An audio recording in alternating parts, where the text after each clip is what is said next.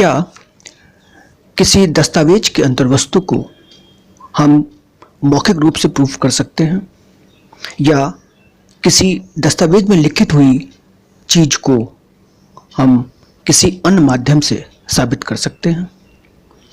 तो इसका उत्तर है नहीं, क्योंकि सेक्शन 91 और 92 of the Indian evidence act 1872 ये साफ साफ मना करता है, जिसकी हेडिंग है कि दस्तावेजी साक्ष्य द्वारा मौखिक साक्ष्य के अपवर्जन का विषय है ये। यानी कि किसी भी डॉक्यूमेंट्स के कंटेंट को हम सिर्फ डॉक्यूमेंट से प्रूव कर सकते हैं, लिखित चीज़ को लिखित से कर सकते हैं, क्योंकि ये मानना है कि इंसान झूठ बोल सकता है लेकिन दस्तावेज झूठ नहीं बोल सकते। तो फ्रेंड्स, नमस्कार। सत्यराज लॉस में आप सभी का बहुत बहुत स्वागत है। आज इसी प्रश्न को सॉल्व करने के लिए इस वीडियो को बनाया गया है और इसका उद्देश्य ये है कि इससे संबंधित कोई भी सवाल, चाहे प्रीलिम्स हो, मेंस हो या इंटरव्यू हो, तीनों टॉपिक को कवर करते हुए इस वीडियो को स्लाइड्स बनाई गई हैं। तो चलिए फ्रेंड्स, स्लाइड पर चलते हैं और इस प्रश्न का जवाब जानने का प्रयास करते हैं। Section 91 of the Indian evidence act 1872 का साफ साफ ये कहना है कि कोई भी दस्तावेज अगर संविदाओं को या अनुदानों को या संपत्ति के अन्य वियोजनों के संबंध में अगर लेखबद्ध कर दिया गया है, यानी कोई कॉन्ट्रैक्ट, ग्रांट और अदर डिस्पोजिशन ऑफ प्रॉपर्टी को कंटेंट को डॉक्यूमेंट दस्तावेजी रूप दे दिया गया है, तो उसे न्यायालय में प्रूफ करने के लिए डॉक्यूमेंट को देना जरूरी है। ठीक है, चाहे वो सेकेंडरी एविडेंस ही क्यों न दी जाए। द्वितीय साक्ष्य मतलब उसकी ओरिजिनल कंटेंट जो कॉन्ट्रैक्ट का है या ग्रांट का है या डिस्पोजिशन का है किसी संपत्ति का, तो भले ही मूल दस्तावेज ना मिल पाए तो उसका फोटोस्टेट, सर्टिफाइड कॉपी या किसी मैकेनिकल प्रोसेस से ओरिजिनल कॉपी की कॉपी भी प्रस्तुत की जा सकती है और उसके माध्यम से ही प्रूफ किया जा सकता है। क्यों? क्योंकि exclusion of oral evidence by documentary evidence ये इस टर्म पे आधारित है कि सबसे पहले तो जो सबसे अच्छा साक्ष्य है वो प्रस्तुत करना चाहिए। दूसरा, दस्तावेजी साक्ष्य के कंटेंट को प्रूफ करने के लिए दस्तावेज लाना जरूरी है, या कोई रिटन मैटर है तो रिटन ही जरूरी है, उसको मौखिक रूप से प्रूफ या साबित नहीं कर सकते। ठीक है। सेक्शन 91 के दो अपवाद हैं जहां पर ओरिजिनल या प्राइमरी एविडेंस देने की आवश्यकता नहीं पड़ती है। पहला अपवाद ये है कि जब कोई पब्लिक ऑफिसर या लोक ऑफिसर किसी कानून के अंतर्गत लिखित रूप से अपॉइंटमेंट हुआ है और उस पद पर रहते हुए अगर कोई वो आदेश दे देता है, तो उस रिटन ऑर्डर को प्रूफ करने के लिए उस ऑफिसर के अपॉइंटमेंट को प्रूफ करना की आवश्यकता नहीं पड़ती है। ठीक है। कहने का तात्पर्य यह है कि जैसे MP, MLA और सरपंच का इलेक्शन के बाद अपॉइंटमेंट होता है, तो रिटर्निंग ऑफिसर जो है अपॉइंटमेंट लेटर उनको देते हैं और वो MP, MLA या सरपंच अपने पद पर रहते हुए कोई आदेश अगर लेटर पैड पर लिख के देते हैं, तो उस लेटर पैड पर लिखे हुए कंटेंट को प्रूफ करने के लिए ये जरूरी नहीं है कि ये प्रूफ किया जाए कि पहले MLA, MP या सरपंच का अपॉइंटमेंट लेटर दिखाया जाए। ठीक है। दूसरा अपवाद ये है कि अगर किसी वसीयत को किसी न्यायालय में साबित करना है, तो अगर उस वसीयत का प्रोबेट बना हुआ है भारत के किसी न्यायालय के द्वारा, प्रोबेट एक ऐसा सर्टिफाइड डॉक्यूमेंट होता है जो कि न्यायालय वसीयत में चिन्हित जितने भी पक्षकार होते हैं उन सब से ऑब्जेक्शन लेने के बाद एक सर्टिफिकेट इशू करते हैं, जिसे हम प्रोबेट कहते हैं, जो ये कह देता है कि हाँ विल ऑथेंटिकेट है। ठीक। तो अगर विल को साबित करना है तो विल लाने की आवश्यकता नहीं है, प्रोबेट के माध्यम से यानी सेकेंडरी एविडेंस जो प्रोबेट है उससे विल को साबित किया जा सकता है। ठीक है, अब आइए कि सेक्शन 91 को और अच्छे समझने के लिए इसके कुछ स्पष्टीकरण दिए हुए हैं। तो पहला स्पष्टीकरण और दूसरा स्पष्टीकरण एक साथ लेते हैं, जिसमें कहा गया है कि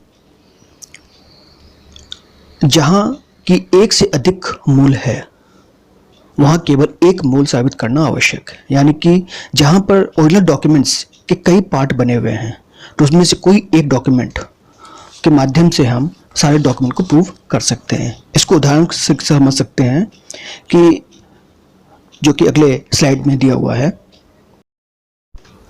जैसे किसी पेमेंट के लिए अगर बिल ऑफ एक्सचेंज इशू किया गया है और वो 3 पार्ट में है, ठीक है, तो कोई भी एक पार्ट के माध्यम से हम ये प्रूव कर सकते हैं कि हाँ पेमेंट एक व्यक्ति ने दूसरे को दिया है। ठीक, उसी तरह से कोई संविदा अगर हुई है और जो कई पेजों में है, कई लेटर में है, ठीक है, तो उस संविदा को प्रूव करने के लिए हम किसी उनमें से एक लेटर को ला करके प्रूव कर सकते हैं। ठीक है, उसी तरह से कोई भी डिस्पोजिशन ऑफ प्रॉपर्टी है या ग्रांट है, तो उसमें जो भी दस्तावेज उसमें उस समय एक्सिक्यूट की गई है तो उसका कोई भी ओरिजिनल डॉक्यूमेंट या उसकी फोटोकॉपी ला करके हम उस कंटेंट को प्रूव कर सकते हैं। ठीक है, दूसरा स्पष्टीकरण ये बताता है कि अगर कोई ऐसा दस्तावेज है जिसमें कोई बात कही गई है, ठीक है, और वो किसी तथ्य को इंगित करती है, ठीक, और वो चीज उसमें नहीं लिखी है, तो उसका हम ऑरल साक्ष्य दे सकते हैं। ठीक है, जैसे कि एक कोई व्यक्ति है जिसने एक पैसा लिया बी से, ठीक है, और उसका उसने रसीद दे दिया कि हाँ हमने तुमसे पैसा लिया हुआ है। ठीक, अब पैसे जो हमने लिए हैं वो हमने बता दिया कि हमने इसका रिसीट दिया हुआ है, तो रिसीट जो है दिया है या नहीं दिया है इसका हम मौखिक साक्ष्य दे सकते हैं। ठीक है, उसके कंटेंट को प्रूव करने के लिए हमें रिसीट लाना पड़ेगा, लेकिन हमने दिया है रिसीट या नहीं दिया है इसका मौखिक साक्ष्य जो है यहाँ पर इस सेक्शन में एडमिसिबल है।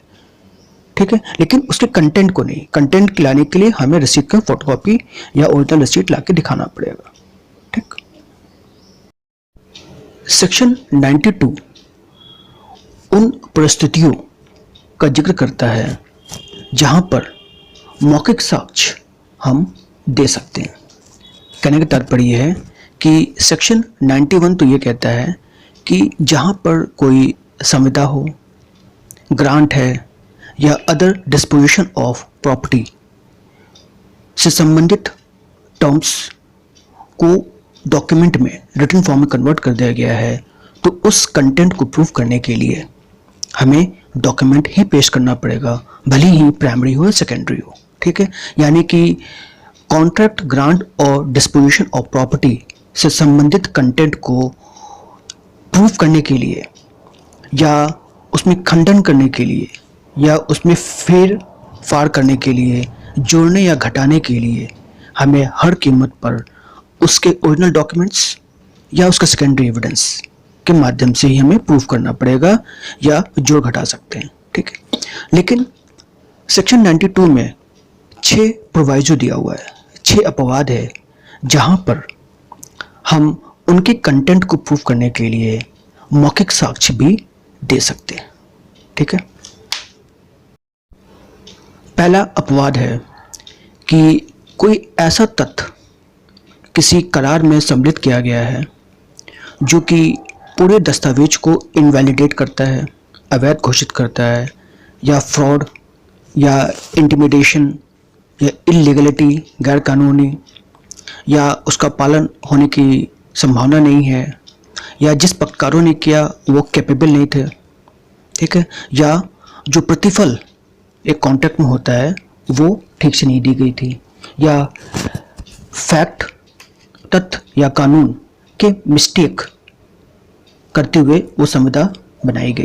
ठीक, यानी कि ऐसा कोई भी कॉन्ट्रैक्ट है जिसमें कपट है, इंटिमिडेशन है, इलीगलिटी है, वांट ऑफ ड्यू एक्सक्यूशन है, want of capacity of parties है, फेलियर ऑफ कंसिडरेशन और मिस्टेक ऑफ फैक्ट और लॉ के माध्यम से कोई कॉन्ट्रैक्ट किया गया है, तो फिर ऐसे संविदा को प्रूव करने के लिए हम मौखिक साक्ष्य दे सकते हैं।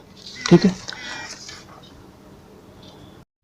दूसरा प्रोवाइजो या अपवाद ये है कि जब किसी डॉक्यूमेंट में कोई ऐसी ओरल एग्रीमेंट या मौखिक रूप से कोई बात कही गई और उसके बारे में डॉक्यूमेंट कुछ नहीं कह रहा है और वो डॉक्यूमेंट के खिलाफ भी नहीं है, तो फिर ऐसे मौखिक शब्द को हम प्रूव कर सकते हैं। मौखिक साक्ष्य जैसे कि ए ने बी को एक घोड़ा बेचा और वर्बली उसने वारंटी दे दी कि ये घोड़ा साउंड माइंड का है। ठीक है। और ए ने उस घोड़े को बेचने के बाद बी को पेपर भी दे दिया विक्रय का, जिसमें लिखा हुआ था bot a horse for ₹5 lakh. ठीक, इतना लिखा हुआ था। अब कोई अगर विवाद होता है उस घोड़े से संबंधित, तो बी के पास ये अधिकार है कि वो वर्बली उस वारंटी को प्रूव कर सकता है जिसमें ए ने वारंटी दिया तो था, लेकिन वर्बली दिया था कि घोड़ा जो है वो साउंड माइंड का है। ये कहीं भी लिखित डॉक्यूमेंट में नहीं था। तो ऐसे मौखिक शब्द को या oral terms of the contract को जो भी अग्रिम व्यक्ति है वो कोर्ट में प्रूव कर सकता है बाय ओरल एविडेंस। तीसरा प्रोवाइजो या अपवाद ये है कि अगर कोई ऐसा कॉन्ट्रैक्ट है, ग्रांट है या डिस्पोजिशन ऑफ प्रॉपर्टी है, ठीक है, जो ये कहता है कि ये कॉन्ट्रैक्ट ग्रांट या डिस्पोजिशन तभी इम्प्लीमेंट होगा, it will come into force only on happening of certain condition president, यानी कि कोई पूर्व भाव शर्त गठित हुआ है, यानी कॉन्टिजेंट कॉन्ट्रैक्ट की तरह है। जब ये पहली वाली शर्त पूरी होगी तभी ये कॉन्ट्रैक्ट लागू होगा। ठीक है। लेकिन जो कंडीशन प्रेसिडेंट थी उसका कहीं जिक्र नहीं है उस एग्रीमेंट में, तो लेकिन सेपरेट ऑल एग्रीमेंट है वो। ठीक है। तो जब ये मामला अगर फंसेगा तो ये सेपरेट ऑल एग्रीमेंट को हम ऑल एविडेंस से प्रूव कर सकते हैं।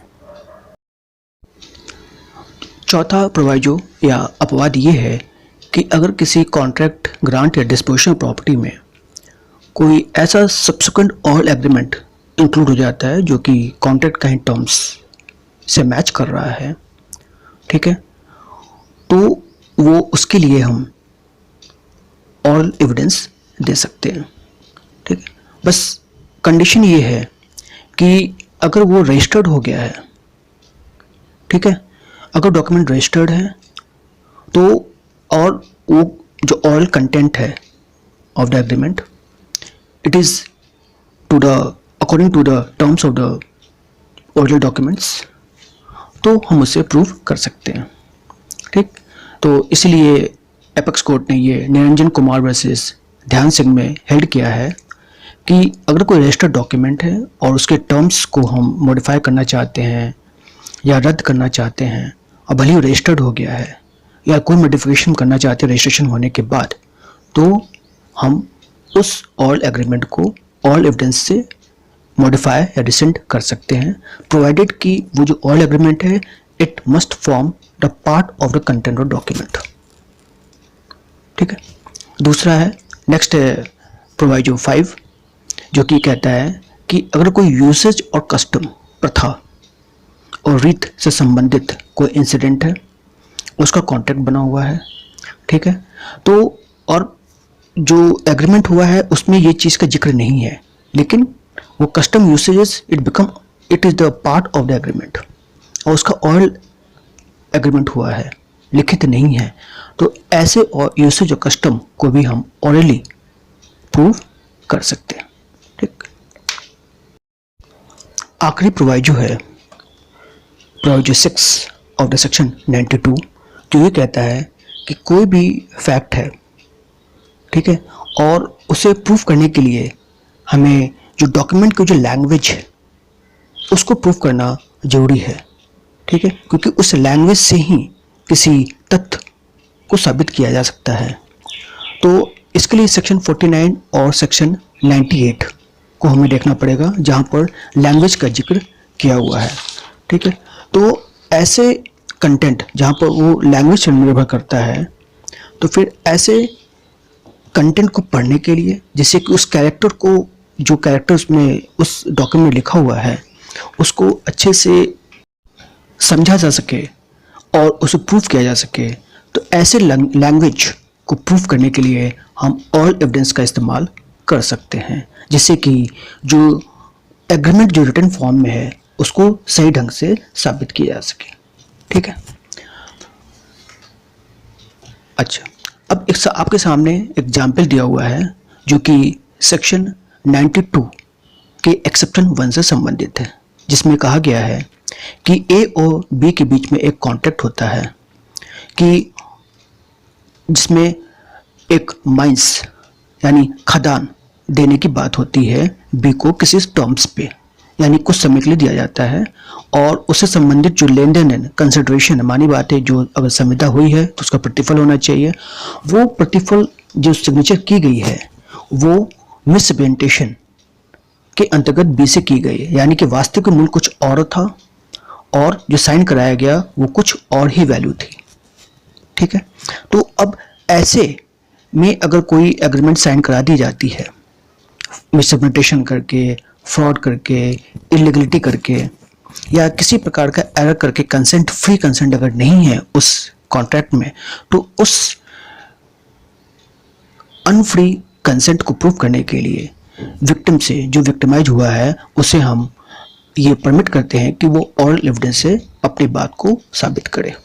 ठीक है। और इसीलिए सेक्शन 92 का प्रोविजन 1 कहता है कि जब भी टर्म्स ऑफ एग्रीमेंट को ऐसी पार्टी के बीच में एग्रीमेंट होता है, करार होता है, जो कि फ्री कंसेंट से नहीं होता है, तो वो जो एग्री पर्सन है उस कॉन्ट्रैक्ट को वर्डेबल बना सकता है और कोर्ट के समक्ष वो बता सकता है कि उसके साथ क्या गलत हुआ है।